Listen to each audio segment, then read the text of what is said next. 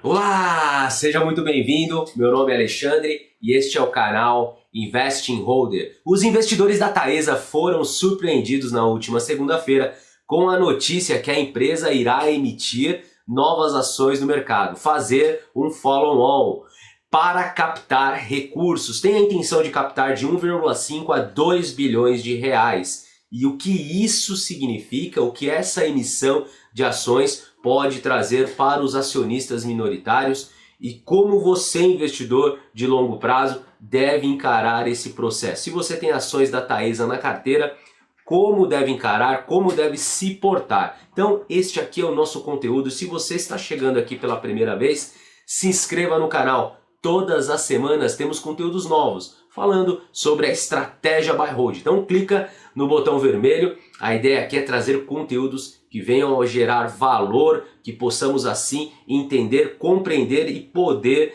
conseguir resultados com investimentos para o longo prazo. Dá uma olhada só, após essa notícia, em que pese não ter sido anunciada no site de RI da empresa, eu procurei, não tem fato relevante, não tem notícia formal no site da Taesa, somente foi um jornal, uma matéria que saiu, que foi replicada dizendo que a empresa quer captar no mercado aproximadamente 2 bilhões de reais para participar de leilões que virão à frente, leilões da ANEEL, da Agência Nacional de Energia Elétrica. Em decorrência dessa notícia, na segunda-feira, olha só, as ações da Taesa caíram aproximadamente 3%. Então estão sendo cotadas a R$ 33,95. E nós, investidores, como devemos encarar esses movimentos de curto prazo? Vamos nesse vídeo aqui falar da diluição dos acionistas, que esse follow-on, em decorrência desse processo, vai ocorrer uma diluição. Vamos entender aqui como vai funcionar. Também essa captação de recursos, por que a empresa está querendo captar recursos e por que ela está emitindo ações, vamos entender esse processo. E também, o mais importante, como nós investidores devemos encarar esse processo. Se você tem as ações da Taesa, assista o vídeo até o final, que aqui a gente vai entender como devemos nos portar diante dessa questão, ok? Agora vamos entender nesse momento o motivo do follow-on, dessa emissão de novas ações. O follow-on é um movimento de uma empresa que já está listada em bolsa, que já tem ações em circulação e vai emitir novas ações, tudo bem? E a ideia aqui da Taesa é fazer essa emissão para buscar recursos para poder participar de leilões à frente. Então a empresa, ela participa de leilões, concorre ali a linhas de transmissão, são períodos em que ela tem ali a possibilidade de contratos para poder fazer a transmissão da energia. Então ela constrói, ela tem que investir para construir as torres, as subestações de energia para poder receber a RAP, a receita anual permitida. Então a ideia, a partir de julho vão ter novos leilões, é ter esses recursos para poder participar e poder investir na criação, na construção dessas novas linhas de transmissão, tudo bem? E normalmente a empresa, quando ela vai participar desses leilões, ela precisa desse dinheiro para investir, ela faz a captação por meio de dívidas, ela emite dívidas no mercado. E geralmente as empresas, elas fazem a emissão de dívidas por meio de debentures. E por que a Taesa não vai no mercado e emite a debentures normalmente? São dois pontos que eu quero elencar aqui, o porquê que ela não vai emitir dívidas e ela vai sim, no mercado, emitir novas ações para os seus acionistas, que terão direito de comprar essas ações a um determinado preço, para captar esse recurso. Ela vai pedir dinheiro para o acionista. Primeiro ponto é a sua alavancagem. Olhem só esse gráfico que demonstra aqui a dívida líquida da empresa. Então a dívida líquida desde o quarto trimestre de 2021, aqui em 8 bilhões, vem crescendo a dívida líquida para 9 bilhões aqui, para o quarto trimestre de 2022. Já que essa linha laranja é a relação dívida líquida sobre o EBITDA, sobre o lucro operacional. Percebam que a empresa ela consegue manter em patamares aqui controlável, né? Um patamar aqui de 3,5, 3,6 a relação dívida líquida sobre EBITDA, que para empresas do setor de transmissão, que tem ali uma previsibilidade de receita, de lucro operacional, traz ali uma relação, é um múltiplo bem alinhado com empresas, inclusive concorrentes. Então é algo que a empresa pode carregar tranquilamente. Só que se ela for emitir mais dívida, ela vai subir essa dívida líquida ainda mais em 2 bilhões. Então iria para 11 bilhões de dívida líquida sobre EBITDA, o que deixaria essa alavancagem muito alta. Poderia atrapalhar inclusive nos dividendos à frente. Então quando a alavancagem sobe muito, vai pagar menos dividendos à frente e a empresa ela fica ali com um risco maior de investimento, pode afastar ali investidores. Outro ponto, por que a empresa não vai emitir a debentures, é que o custo da sua dívida. Então eu peguei esse gráfico lá no site de RI da empresa, para entender um pouquinho aqui os indexadores da dívida atual da empresa. Então, ela tem aqui ó, 27% da sua dívida atrelada ao CDI, 72% ao IPCA.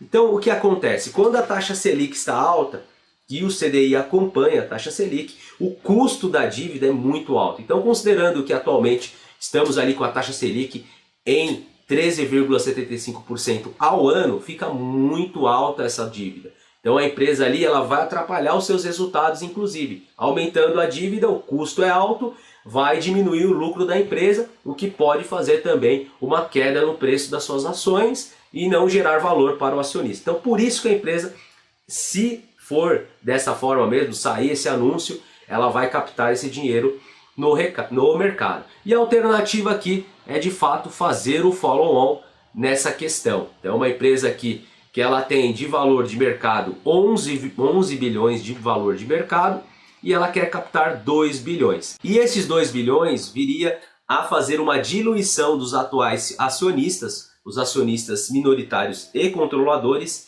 em 16%. Então, para você acionista, para não ser diluído, para sua participação não diminuir em 16%, você tem que participar na cota da subscrição, lá da emissão das novas ações. Então você vai ter que entrar com dinheiro para poder manter a sua participação atual. Por isso que as ações elas caem.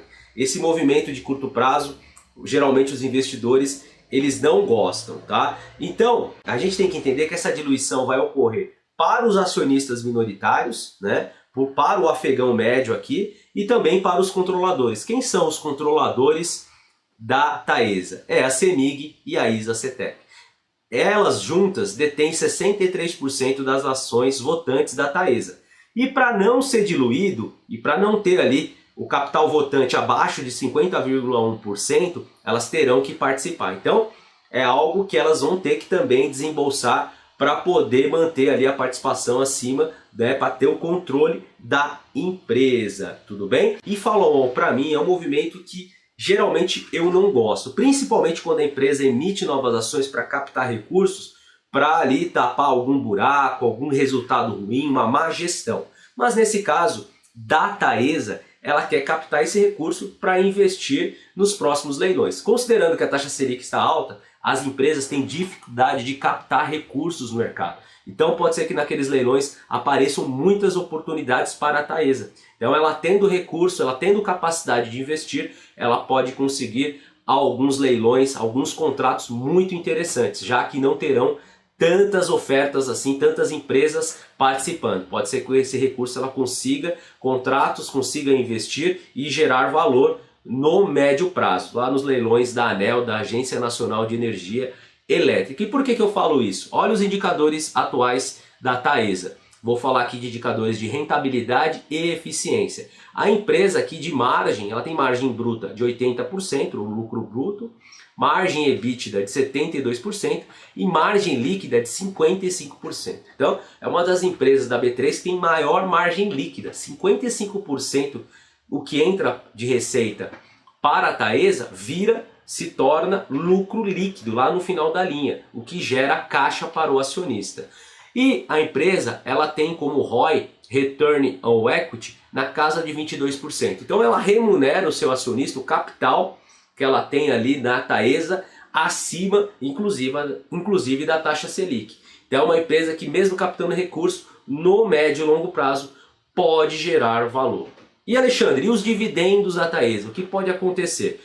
Pego esse gráfico aqui que demonstra nos últimos anos aqui o nível de payout. Então aqui a gente tem quanto que a empresa paga do seu lucro líquido em dividendos. Isso é o indicador payout. Então ela veio aqui até o ano de 2018 aproximadamente com 90% de payout. Depois teve uma queda e a empresa vem retomando aqui o payout, que é o percentual da empresa que ela paga do seu lucro líquido em dividendos. E lá no site de RI também, a empresa ela tem aqui como compromisso no seu estatuto de pagar aos acionistas um dividendo anual não cumulativo de pelo menos 50% do lucro líquido. Então ela tem no mínimo 50%. O que ocorre? A empresa ela pode sim nos próximos anos diminuir um pouco esse payout. É totalmente normal. O investidor de longo prazo tem que entender que muitas vezes a empresa ela tem que segurar esse lucro para investir nos próximos períodos. Então a empresa vai captar recursos, pode segurar um pouco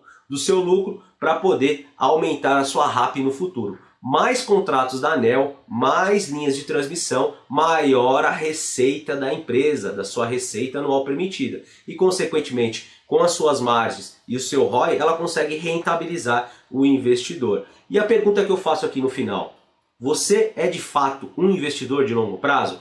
Você está enxergando só o movimento de curto prazo, a queda das ações, está se vendo ali, né, numa situação, minhas ações estão caindo, ou você realmente está pensando como sócio, está enxergando o movimento que pode gerar valor à frente? Então o investidor de longo prazo muitas vezes tem que passar por esses movimentos da empresa, essa volatilidade. Quem sabe nesses períodos você consegue acumular o ativo.